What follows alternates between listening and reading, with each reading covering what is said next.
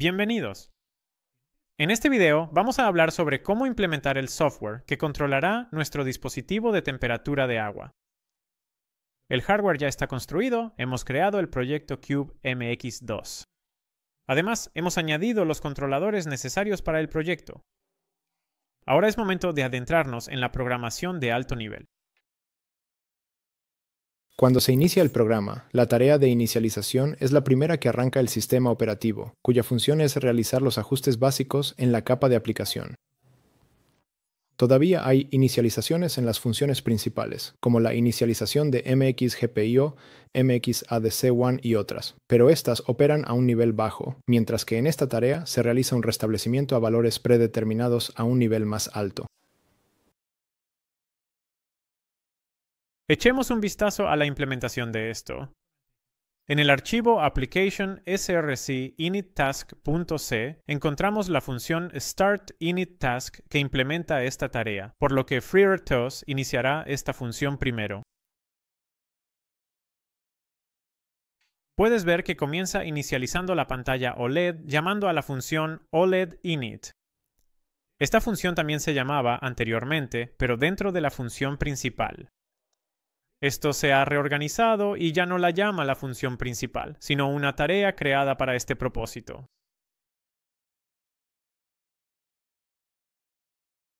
Además, se llama a la función motor_init, ya conocida del capítulo sobre motores, así como a otras dos funciones de inicialización. RTC Time Setup Init y Water Flow Setup Init, que se presentarán más adelante. Por ahora, solo tenemos que saber que preparan las pantallas para configurar la hora y el caudal.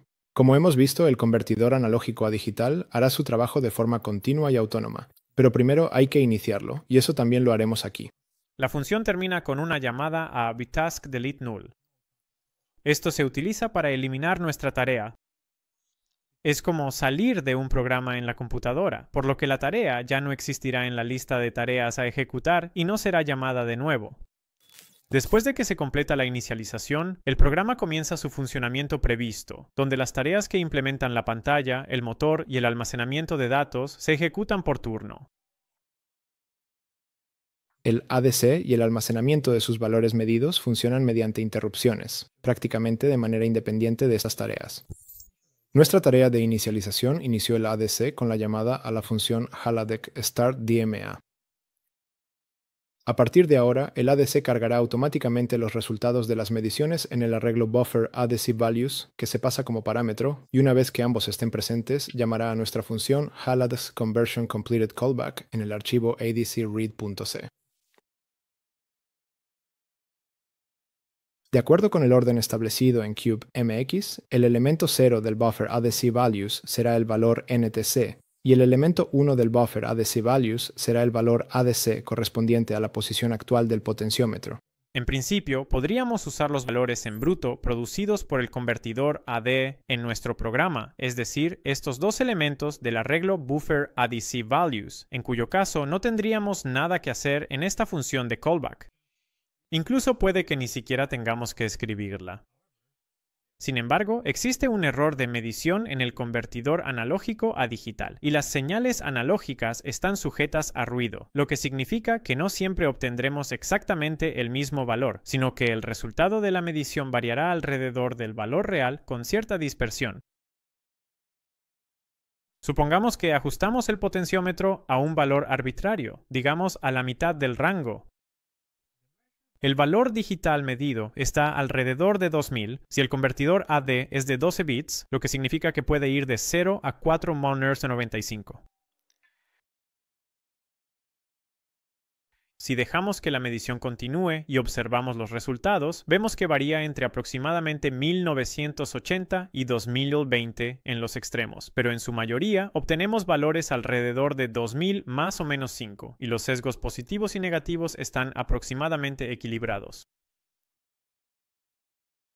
Para mejorar el resultado de la medición, colocamos un filtro de promediado. Para ser más precisos, ponemos un filtro pasabajos en esta función de devolución de llamada. El nuevo resultado siempre debe calcularse con un peso dado respecto al resultado anterior, así que al evaluar varios resultados, movemos el resultado hacia el valor que se supone es el correcto. Los dos parámetros del filtro resultante son A0 y B0, que pueden configurarse en el archivo adcread.h o más precisamente uno de ellos, ya que la suma de ambos siempre debe ser 1. Los resultados se almacenan en las variables globales ntc_val y pot_val para que cualquier parte de nuestro programa pueda acceder a ellos. Así que el convertidor AD nos da los resultados de las mediciones de forma continua, pero antes de ver cómo el resto del programa los utiliza, necesitamos dos parámetros más: el caudal con la válvula completamente abierta y la hora exacta. Esto solo debe ingresarse una vez. El primero es constante. El segundo será incrementado automáticamente por el RTC y también puede consultarse en cualquier momento. Actualmente, estas opciones de configuración se implementaron previamente en los archivos waterflowsetup.c y rtctimesetup.c, pero tú mismo puedes crearlas fácilmente después de haber llegado hasta aquí en el curso. Al iniciar el programa, la pantalla principal da la bienvenida al usuario, donde los botones izquierdo y derecho nos permiten cambiar entre los elementos del menú y el botón OK nos permite ingresar o activar el elemento del menú. Los elementos del menú setWaterFlow y setTime nos permiten establecer los parámetros ya mencionados. En estos, se muestra el valor en cuestión. El caudal se puede establecer en litros por minuto, separando la parte entera de la fraccionaria, mientras que para la hora podemos configurar el año, mes, día, así como las horas, minutos y segundos por separado.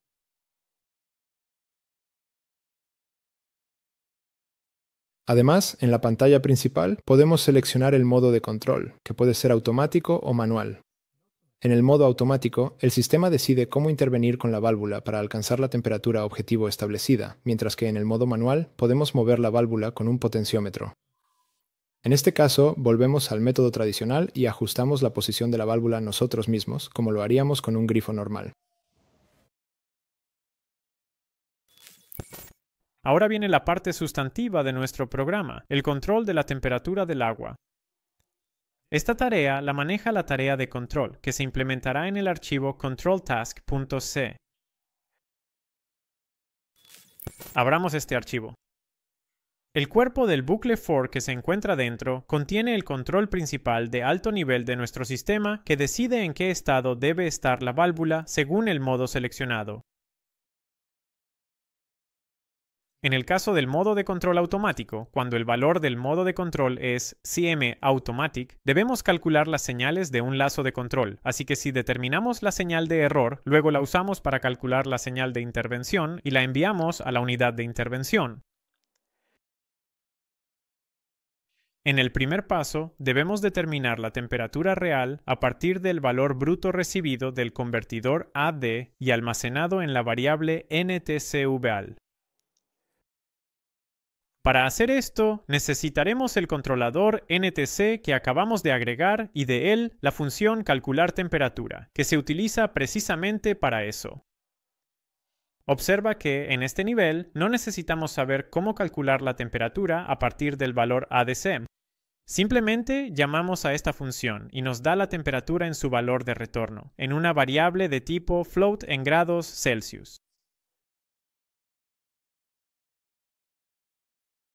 Tomando esto y la temperatura establecida, obtenemos la señal de error que usamos para crear un controlador simple de tipo P. La salida del controlador será la señal de intervención, es decir, el estado requerido de la válvula, que se almacena en la variable de estado de la válvula. El valor del estado de la válvula se interpreta como un porcentaje. Si está al 0%, significa que la válvula está completamente cerrada, mientras que si está al 100%, la válvula está completamente abierta. Además, ten en cuenta que si la diferencia es demasiado grande, obtendrás una señal de error muy grande y, por lo tanto, una señal de intervención grande. Si estamos usando agua fría y de repente la aumentamos a una temperatura mucho más alta, la válvula tendrá que abrirse mucho para mezclar la mayor cantidad posible de agua caliente. Por lo tanto, podríamos obtener una señal de intervención superior al 100%, lo cual obviamente no podremos lograr físicamente. Cuando cambiamos de caliente a frío, el caso es el mismo. Podemos obtener un valor inferior al 0%, que tampoco podremos accionar. La señal de intervención debe limitarse entre 0% y 100%. En modo manual no se necesita control. Solo se aplica el valor establecido por el usuario a la válvula. El valor establecido proviene del potenciómetro y se almacena en la variable potval, la cual también es actualizada continuamente por el convertidor AD. En este caso, todo lo que debemos hacer es traducir el valor de la variable potval, que varía entre 0 y 4,095, a un valor entre 0% y 100% en la variable de estado de la válvula, lo cual será simplemente una operación de multiplicación.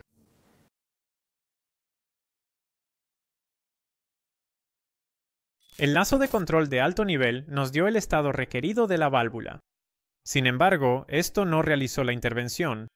El motor no se colocó en el ángulo correcto. Solo almacenamos el valor requerido en la variable de estado de la válvula. El ajuste de la válvula se realiza mediante un motor de corriente continua, pero este y el circuito integrado de control asociado no pueden interpretar tal señal, sino que solo pueden hacer girar el motor a una velocidad determinada en la dirección dada. Lo que necesitamos aquí no es control de velocidad, sino control de posición. Supongamos que el motor está en la posición de 0 grados, tal como puedes ver en la mesa. Esto significa que la válvula está en estado cerrado. La placa dentro del tubo está perpendicular al eje longitudinal del tubo, por lo que el agua no puede fluir a través de él. Si esta placa se gira 90 grados, quedará exactamente paralela al eje longitudinal del tubo, por lo que el agua fluirá a través de la sección transversal tanto como sea posible. No tiene sentido girarla más allá, ya que entonces comenzaría a cerrarse de nuevo y a los 180 grados estaría completamente bloqueada otra vez. En general, el diseño físico de las válvulas solo permite la rotación entre 0 y 90 grados, así que este es el rango dentro del cual debemos girar el eje de nuestro motor. Esta posición se facilita aún más mediante un codificador montado en el motor para medir la rotación del eje. En nuestra válvula impresa en 3D, todavía existe una relación de 1 a 4 entre el motor y el eje de la válvula.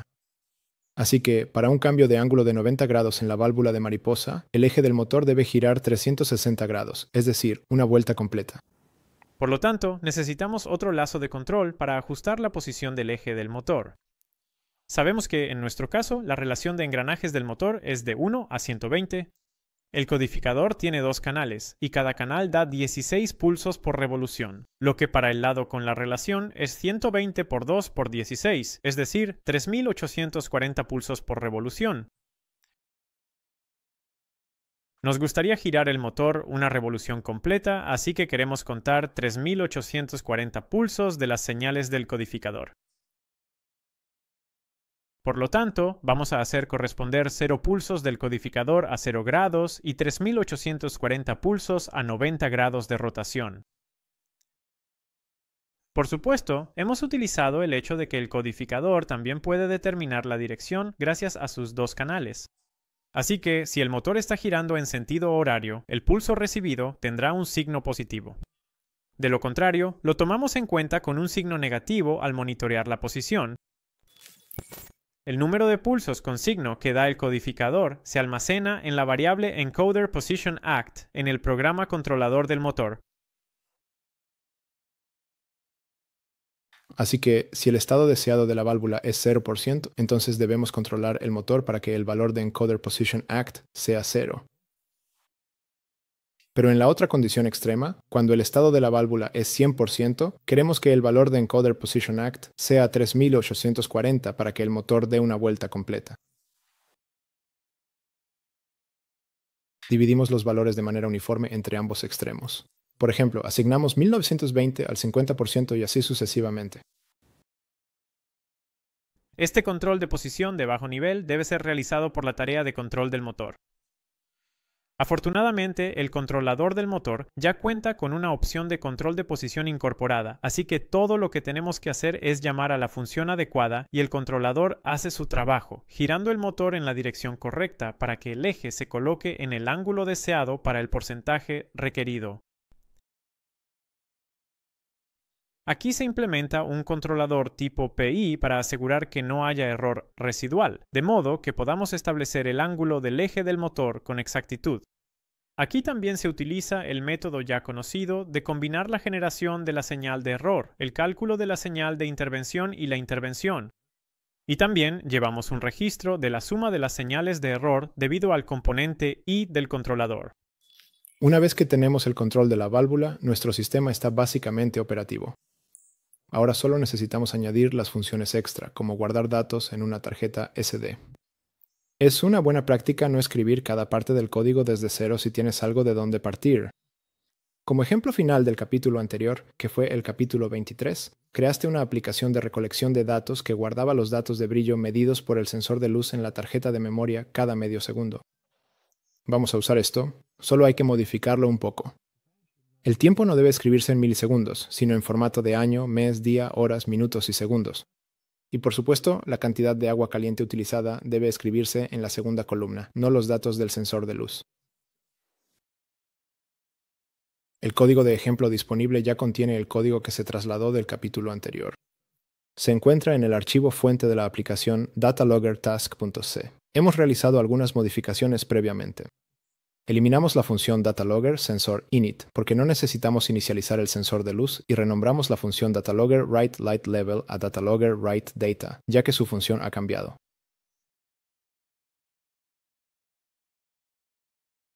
Veamos qué necesitamos cambiar en la máquina de estados en el ciclo principal. Desde el modo inactivo, cambiamos al modo activo cuando el usuario presiona el botón.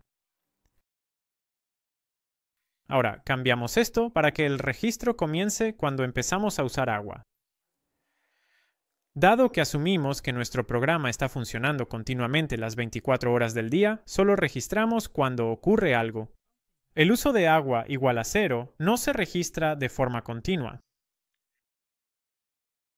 Por lo tanto, el inicio del registro no debe estar vinculado al valor verdadero que retorna la función de detección de flanco ascendente del botón, sino a la condición de que la válvula esté abierta, es decir, que su posición no sea 0%.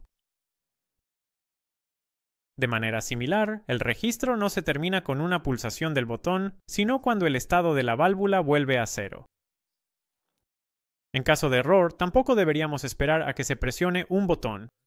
Solo esperamos un tiempo especificado, que en esta aplicación debe ser de 10 segundos, y luego intentamos abrir el archivo nuevamente. Las funciones de montaje del datalogger y de cierre de archivo del datalogger estarán bien tal como están. Están exactamente como las necesitamos. La función de apertura de archivo del datalogger necesita una pequeña modificación, ya que actualmente imprime la hora y la luz como encabezado al inicio del archivo. Cambiemos esto de acuerdo con el nuevo archivo. Por ejemplo, el nombre de las dos columnas puede ser hora y uso de agua en mililitros. Tomemos lo que aprendimos sobre el RTC en el capítulo 16 y leamos la hora y la fecha actuales. Para hacer esto, podemos usar las funciones HALRTC_getTime y HALRTC_getDate.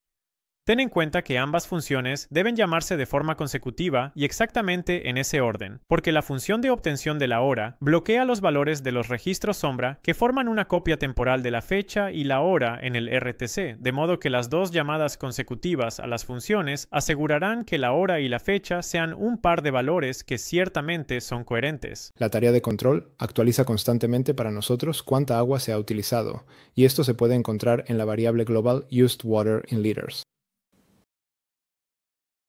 Queremos registrar el uso de agua en mililitros, de modo que solo se ingrese el incremento en cada fila, es decir, la cantidad de agua utilizada desde el último registro.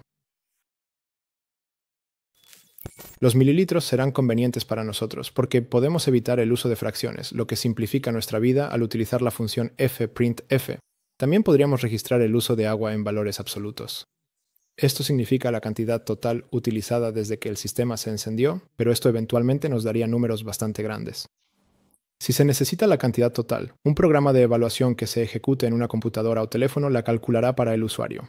Todo lo que tenemos que hacer es escribir la plantilla adecuada para la función fprintf para registrar los datos, y luego proporcionarle uno por uno los parámetros correspondientes de las estructuras de fecha y hora del RTC y la cantidad de agua utilizada.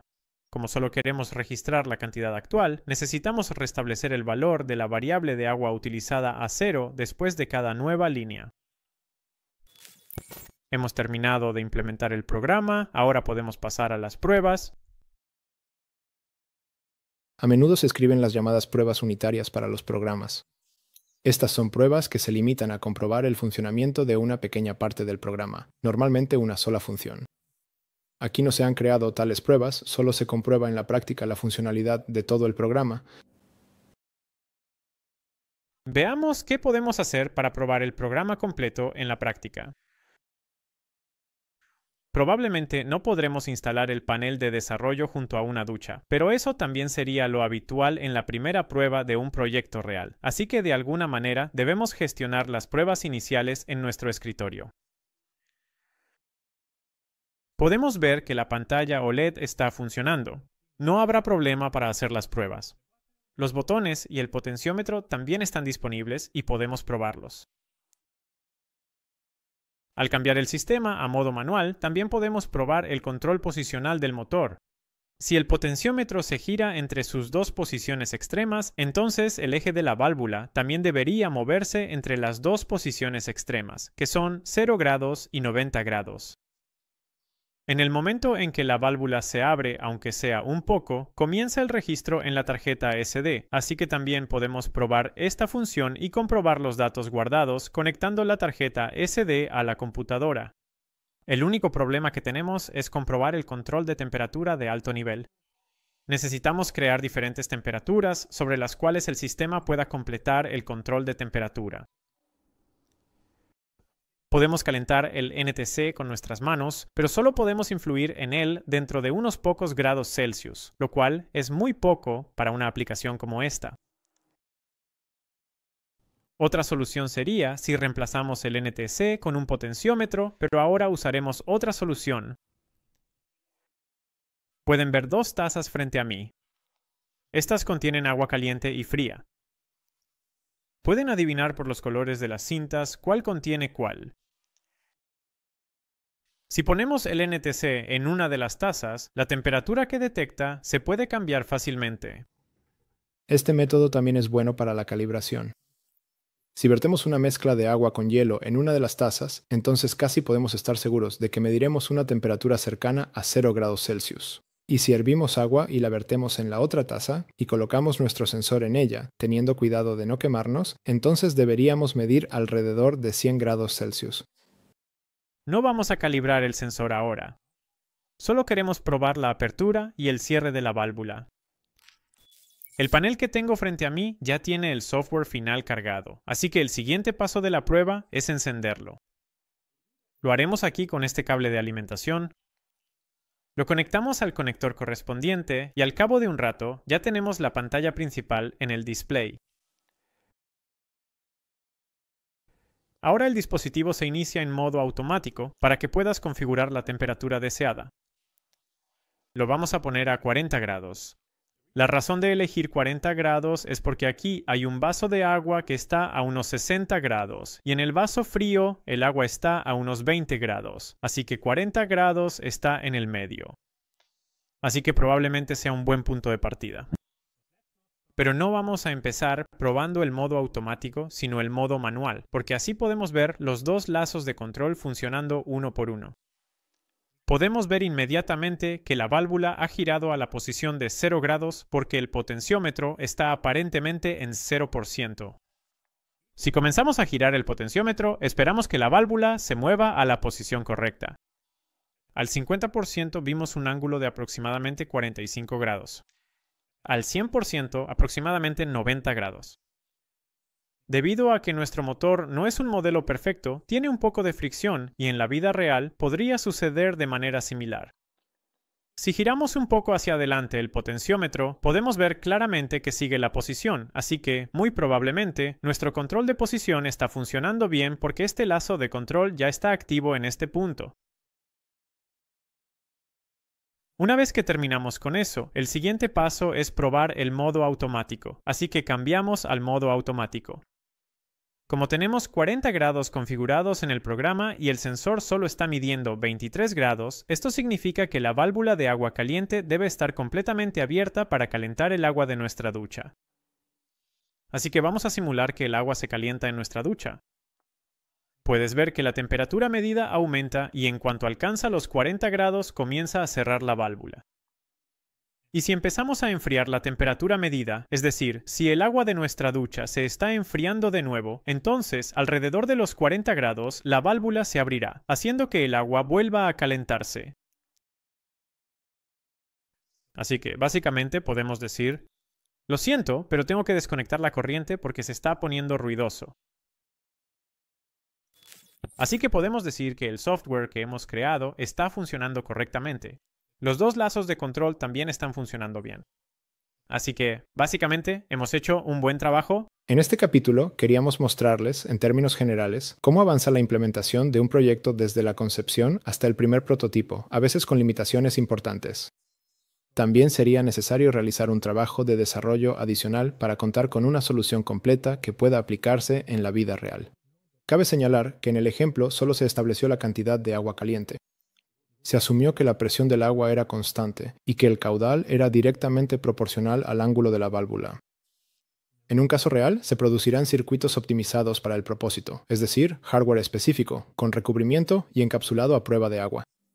La eventual comercialización del producto estará precedida por un extenso proceso de pruebas, revisiones, certificaciones, preproducción y tareas adicionales importantes que involucran otras disciplinas profesionales. Un usuario de máquinas que funcione bien requiere una combinación ideal de ingenieros mecánicos, ingenieros eléctricos, gerentes, expertos legales, expertos en marketing, un cronograma de datos equilibrado y una cantidad adecuada de sueño. Este fue el episodio final de la segunda temporada de la serie de videos de electrónica cristalina. Esperamos que trabajes en muchos más proyectos emocionantes en el futuro y que utilices el conocimiento que has adquirido. En nombre de todo el equipo, te deseo buen trabajo y mucha suerte. Adiós. Adiós.